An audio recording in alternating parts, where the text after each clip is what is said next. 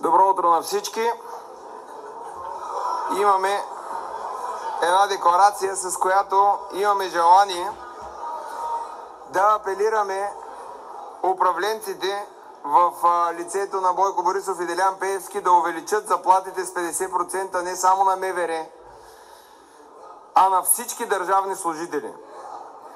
Медицинските сестри в България са в отчайващо положение. Виждам, че вънка стои една линейка, не знам кой пази, кой чака да вземе или нещо да му се случи, но ако няма медицински сестри, всички хора тук, които са в тази зала, няма да имат дори възможността да стигнат до Турция да се лекуват, защото тук не е останала никаква медицина. Така че там трябва с 100% да се увеличат заплатите.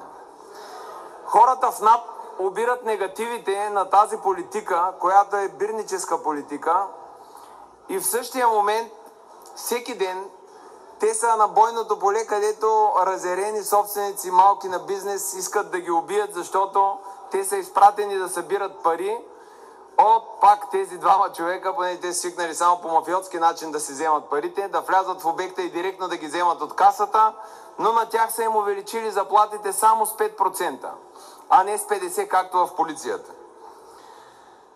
Освен медицинските сестри и санитарите, и шофьорите на линейки, и лекарите на общински болници, които умишлено се фалират, за да могат отново да се източват в частни, също имат нужда от по-стабилно заплащане, и ние знаем, че Делян Пеевски ще се погрижи за народа си, а не само за МВР, както каза господин Калин Стоянов.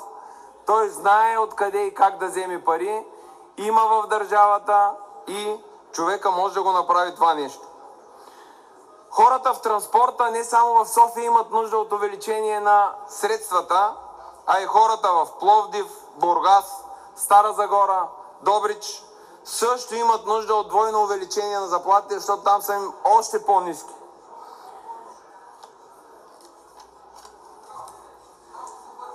Делян Пеевски и Бойко Борисов направиха атомна бомба, социална атомна бомба в обществото, като вдигнаха заплатите само на един сектор, който им е нужен, за да поддържа това напрежение и да помага на господин Костадин Костадинов да изпълнява заканите си, защото явно сам не може.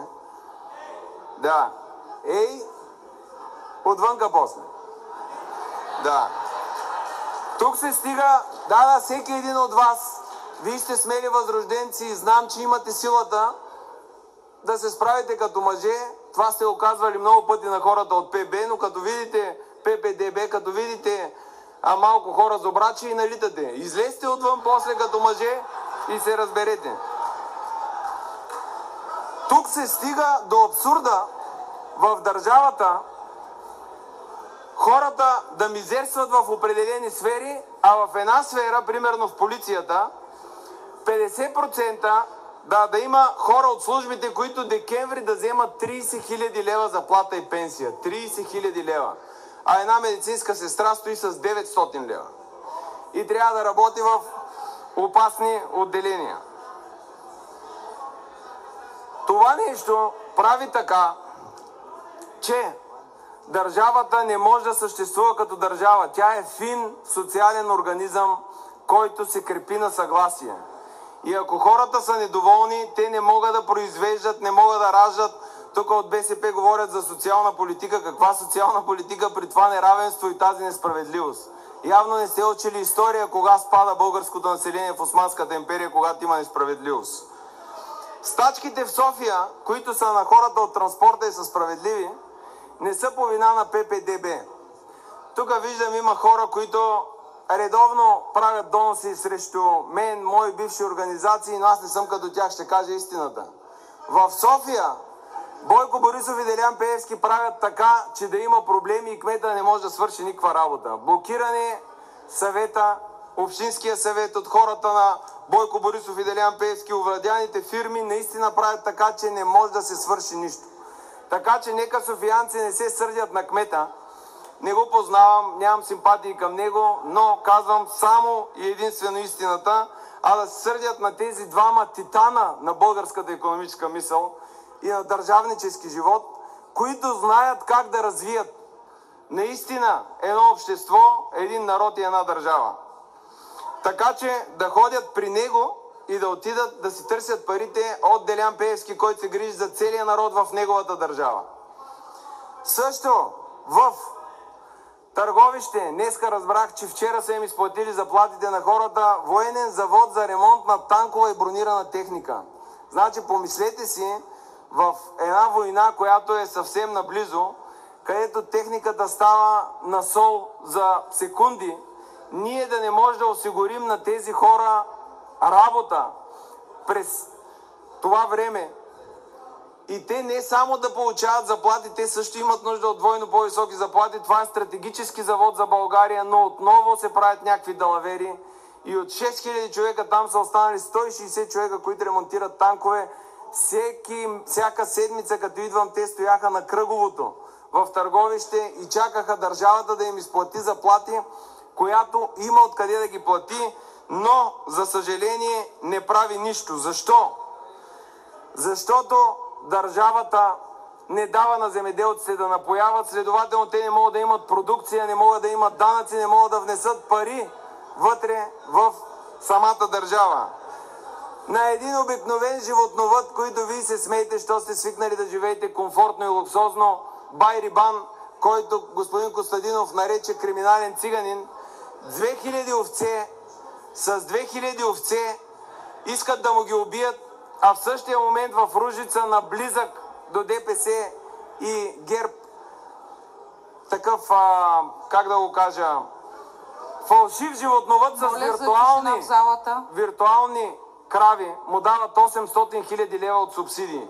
Това е в България. Този, който работи, получава секира, а този, който е с мафията и оближи ръката, ще получи някой лев. Убива се туризма, като 300 къщи за гости на 300 семейства се открадват. Не, вие от ВЪЗРАЖДАНЕ сте много силни, аз записвам, после ще го пусна отвън да се чуят виковете, защото повечето хора не знаят за какви животни става на въпрос. Господин Михайлов. Убиват се туризма и къщите за гости, като се вземат, и има интервю с Бойко Борисов, който каза: сега ще взема едни къщи за гости, вървете и ги вижте, разходете се, вижте хората в очите, поговорете с тях. 100 000 лева изкарват, 120 дават само да съществуват, нямат път, нямат осветление, нямат сметоизвозване, но плащат 10 000 лева данък към държавата за това, че имат къща за гости. Но и те не могат да го правят. Замърсява се природата навсякъде и когато отидат и българските и чуждестранните туристи, те са постоянно болни, скоро ще хванат коремен тиф, защото изпражненията и фекалиите се изливат директно на плажа и няма, казваме, хората ходят в Гърция и в Турция. Те трябва да правят плувен слалом между изпражненията, за да останат на българското Черноморие. Така че аз не виждам как тези двамата гении, Борисов и Пеевски, на икономическата мисъл, ще съберат пари от туризма, когато хора не могат да отидат там. Те са го превърнали в бонище. Във Варна престъпна група, която преди години и сега продължава да краде от чужди инвеститори земя. Аз имам точни сведения, и то по времето на господин Калин Стоянов, когато човек от икономическа полиция във Варна с Черпанския, Дънката там и другите, които се откраднаха от кипърска фирма 180 декара гора, продадоха я на български предприемачи и откраднаха и оттам. Сигнализирани са и нищо няма. Или как един човек да дойде да вложи и да инвестира и тези пари да отидат за заплати на хора в държавните структури, когато те не могат да се събират. Политиците мачкат и съсипват умните бизнесмени, а ги заменят с неграмотни мафиоти и е нормално България да не произведе нищо и е нормално боташ 1 лев да не вкара в държавата, то няма кой да произвежда тук. Ние да имаме златна мина открита с късове, то няма кой да се наведе при тази организация на държавата. Затова призовавам Делян Пеевски и Бойко Борисов, особено Делян Пеевски, неговия народ и неговата държава, да отиде и да им дигне парите и хората да не чакат да се дигат в цялата страна, да не плащат данъци и да спират да почват стачки, да не се подчиняват на престъпните синдикати, докато не им се дигнат парите.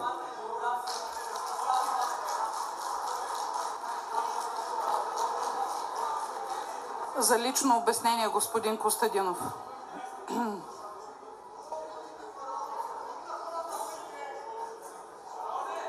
Ще ви помоля внимателно с езика. Да, благодаря, госпожо Киселова. Тази трибуна беше изречена лъжа. Аз даже не смятам и да я коментирам, защото в случая трябва да коментирам изказванията на човек, който е известен с това, че има да дължи пари на хиляди хора. Така че аз мога да посъветвам лицето Михайлов: върни парите първо на хората, върни парите на тези, които си измамил, и след това излиза да се обясняваш. Между другото, изключително унизително за това, че лицето Михайлов си позволи да използва един обикновен човек, на който неговите близки, неговите приятели може да му казват Байрибан, но вие, Михайлов, нямате право да му казвате така, защото не сте нито негов близък, нито негов приятел. Този човек, знаете ли как се казва? Казва се Георги Илиев. Неговата адвокатка се казва Яничка Методиева. Яничка Методиева вече близо половин година се опитва да направи така, че да спаси този човек от батака, в който вие го набутахте. И вие сте тези, които направихте така, че този човек в момента да се бори с зъби и ногти, за да може да съществува въобще. И ние от ВЪЗРАЖДАНЕ сме тези, които в момента се опитваме да го извадим от батака, в който вие го набутахте. Така че забравете за това, че вие сте представител тук на една частна фирма, защото истината е, че вие сте частна фирма. Вие сте пирамида, вие сте секта.